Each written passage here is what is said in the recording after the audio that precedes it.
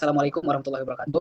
Perkenalkan kami dari kelompok MBG akan menjelaskan mengenai proposal kami yaitu EdFit Smartbook Healthy Version berbasis pangan lokal. Nah, proposal dan PPT ini disusun oleh yang pertama dari saya sendiri, Alfa Mas Ikriwang sebagai ketua dari jurusan akuntansi, terus ada rekan saya Nazwa Miftaul Jannah Iqbal dari akuntansi, ada Muhammad Khalid Redo dari manajemen, dan juga ada Jin Fauziah dari manajemen.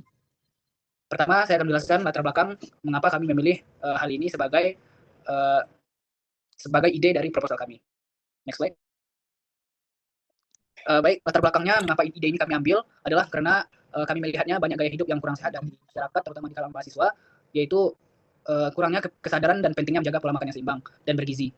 Nah, hal ini menjadi perhatian serius karena juga untuk mendukung efektivitas dari program pemerintah IDMBG, di mana makanan sehat itu tidak hanya harusnya sekali ketika di sekolah, tetapi juga 3 kali sehari selama kita mengonsumsi makanan. Dan juga makanan sehat bukanlah hanya untuk mencegah stunting dan juga hanya untuk anak-anak, tetapi setiap orang harus menerapkan hidup dengan makan yang sehat. Karena hidup sehat bukan hanya di saat kita kecil dan juga remaja, tetapi kita makan makanan sehat itu adalah sepanjang hidup dan harus menjadi lifestyle. Nah, dari penelitian menunjukkan bahwa pola makan mahasiswa di Indonesia masih memprihatinkan. Studi yang dilakukan oleh Ar-Rahmi tahun 2020 menemukan bahwa hanya 2,1% mahasiswa yang memiliki pola makan kategori yang cukup berdasarkan healthy earning plate, sementara 97,9% lainnya berada dalam kategori kurang. Nah, itulah yang menjadi latar belakang mengapa kami mengambil inovasi ini, yaitu membuat makanan sehat yang bisa di mix and match dan berbasis bahan-bahan lokal yang mengedukatif. Next slide. Nah, tujuan mulia dari proposal kami dan juga ide kami ini adalah untuk menciptakan pola hidup sehat melalui penyediaan makanan dan minuman yang bergizi, yang praktis, terjangkau, dan mudah diakses di lingkungan kampus. Selain itu, usaha ini juga kami harapkan dapat meningkatkan kesadaran mahasiswa akan pentingnya menjaga kesehatan mental, menjaga kesehatan melalui pola makan yang baik. Dengan konsep mix and match, konsumen akan dapat memilih menu yang sesuai dengan kebutuhan dan preferensi masing-masing, sehingga mereka termotivasi untuk mengonsumsi makanan sehat secara rutin. Usaha ini juga bertujuan untuk mendukung pemberdayaan ekonomi dengan membuka peluang kerja bagi masyarakat sekitar serta memanfaatkan bahan baku lokal yang berkualitas. Di samping itu, kita juga menghadirkan packaging dengan konsep wadah dibagi menjadi 3 komponen, di mana 50%-nya itu sayuran dan buah, 25%-nya protein, dan 25%-nya karbohidrat. Sehingga konsumen dan mahasiswa langsung belajar konsep isi piringku, yaitu menjadi alat edukasi bagi mahasiswa. Untuk tahap selanjutnya akan dijelaskan oleh Saudara Redo. Saudara Redo, dipersilakan. Nah, pada analisis kompetitor ini kami membagi produk berdasarkan 2 aspek, yaitu harga dan nilai gizi atau kualitas kesehatan. Warung makan biasa memang memiliki harga yang lebih murah, namun umumnya belum memperhatikan keseimbangan gizi. Sebaliknya, catering sehat atau cafe healthy food menawarkan kualitas yang baik, tetapi harganya yang relatif lebih tinggi sehingga kurang terjangkau bagi mahasiswa. Nah, posisi bisnis ini yaitu EatFit Smartbox berada di tengah sebagai solusi. Kami menawarkan kualitas makanan yang setara dengan healthy food, tetapi dengan harga yang lebih ramah bagi mahasiswa. Go next. Inovasi utama EatFit Smartbox adalah menerapkan konsep isi piringku sebagai panduan penyajian makanan sehat. Dalam satu Smartbox, komposisi makanan terdiri dari 50% sayur dan buah, 25% karbohidrat, dan 25% protein, sehingga konsumen mendapatkan porsi gizi yang lebih seimbang. Kami juga menggunakan konsep mix and match, sehingga konsumen dapat memilih sendiri jenis karbohidrat, protein, dan sayuran sesuai selera maupun kebutuhan nutrisi mereka. Baik, saya kembalikan kepada Hamas. Terima kasih, saya ucapkan kepada Saudara Rede dan juga strategi pemasaran akan dijelaskan oleh Saudari Jihan. Baik, terima kasih kepada moderator. Selanjutnya, pengalaman clean eating prasmanan.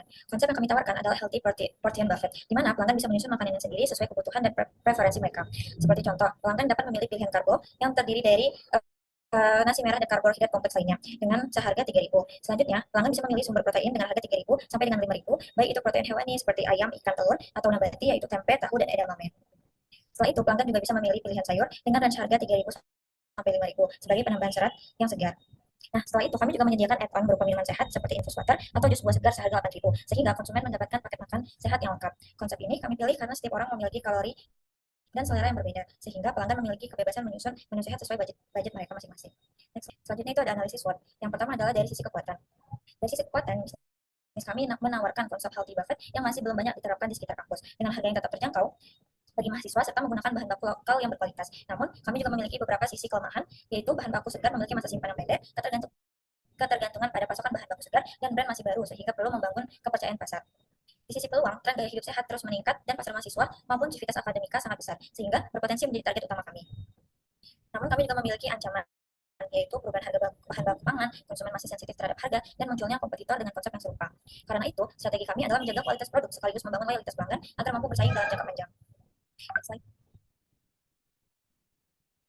Selanjutnya adalah strategi pemasaran, di mana dalam strategi pemasaran kami memanfaatkan platform media sosial. Yang pertama adalah digital marketing. Untuk digital marketing, kami memanfaatkan Instagram dan WhatsApp dengan mengunggah foto produk, edukasi mengenai pola makan sehat, testimoni pelanggan, serta informasi promo. Sementara secara offline, kami mengadakan promosi dari mulut ke mulut karena pengalaman pelanggan yang baik akan menjadi media promosi yang efektif. Selain itu, kami juga menyediakan berbagai program promosi seperti paket hemat khusus mahasiswa agar produk lebih mudah dijangkau.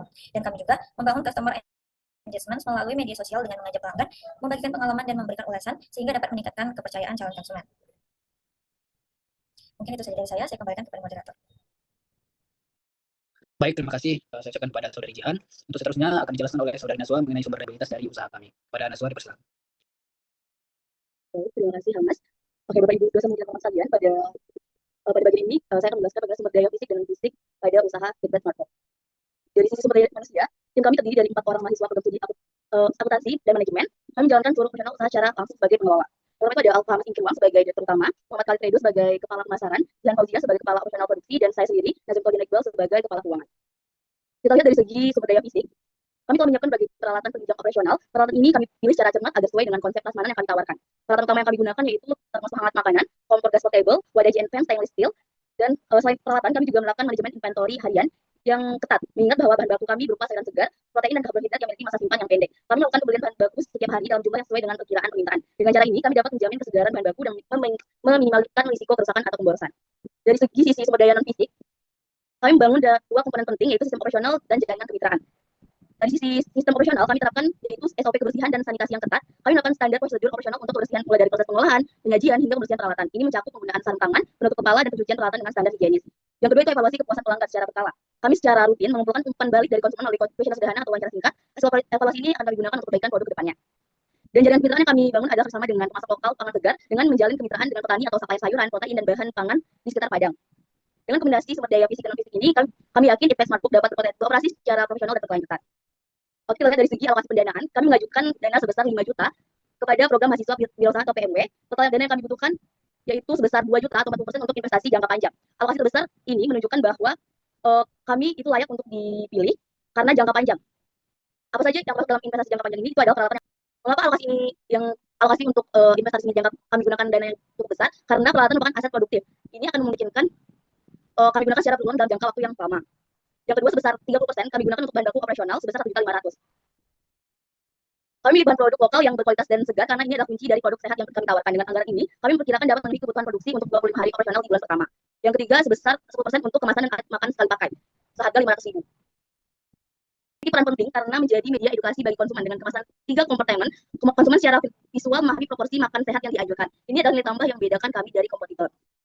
Dan sebesar 20% kami alokasikan untuk biaya promosi, sanitasi, dan dana darurat sebesar 1 juta rupiah. Oke, kita bisa melihat dari proyeksi profitabilitas ke depannya.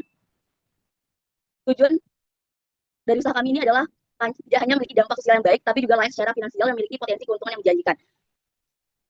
Harga jual rata paket makanan yang kami perhitungan itu sebesar 15.000.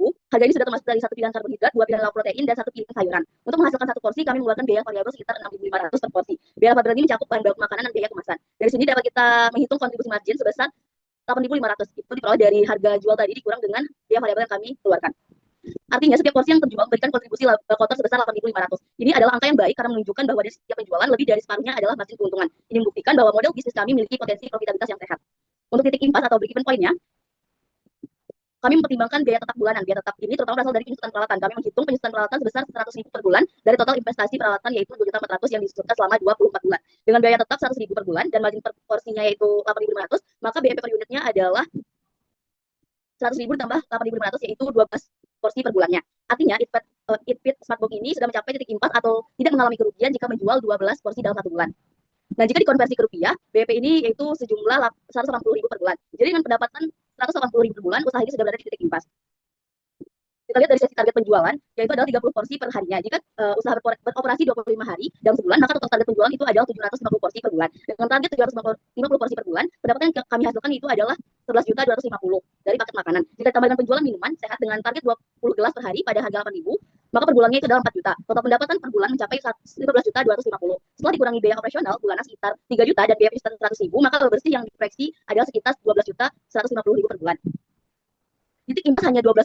Ini menandakan bahwa kami hanya perlu menjual 1,6% dari target penjualan. Ini berarti Kitbest Smartbox memiliki margin keamanan atau margin of safety yang sangat tinggi. Secara sederhana, risiko kerugian usaha ini sangat rendah, bahkan jika penjualan kami tidak mencapai target karena berbagai kendala yang kami alami, selama kami bisa menjual 12 porsi dalam sebulan, kami sudah tidak merugi. Dengan kata lain, usaha ini memiliki potensi keuntungan yang besar dengan risiko relatif kecil. Ini adalah kombinasi yang sangat baik untuk sebuah usaha rintisan. Mungkin sekian dari saya kembalikan kepada moderator. Terima kasih. Baik, terima kasih saya ucapkan kepada Saudari Naswa dan juga teman-teman yang lain, Ridho dan juga Jihan. Mungkin sekian pemaparan dari ide usaha kami dan besar harapan kami